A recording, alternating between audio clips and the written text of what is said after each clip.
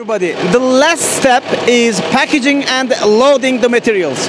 Right now, the manager, Mr. Dennis, will explain us how they are packing, how they are loading the material for the international markets. Mr. Dennis, please. Tekrar merhabalar. İmalatı bitmiş olan kapı pencerelerimiz, müşterilerimizin siparişlerine göre gördüğünüz üzere ahşap paletler içerisinde streçle sarmak üzere gerekli içerisindeki aksesuarları ile birlikte bu şekilde paketleniyor ve ardından da tır yerleşim planına uygun şekilde araçlara yükleniyor ve sevk ediliyor.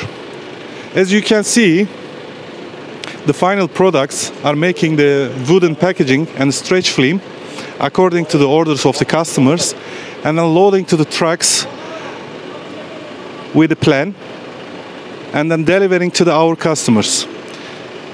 İlginiz için teşekkür ederiz. Thank you for your attention. I just want to thank Mr. Deniz. He gave us very great information, and as he said, in the wooden box the materials are ready and they are loading the materials into trucks or the containers according to the project volume. Then this company exporting their materials about 25 countries such as France, Germany, Saudi Arabia, Qatar, Oman, Algeria, and all type of international markets. It goes this perfect material. Thank you very much for your attention. Thank you. Goodbye.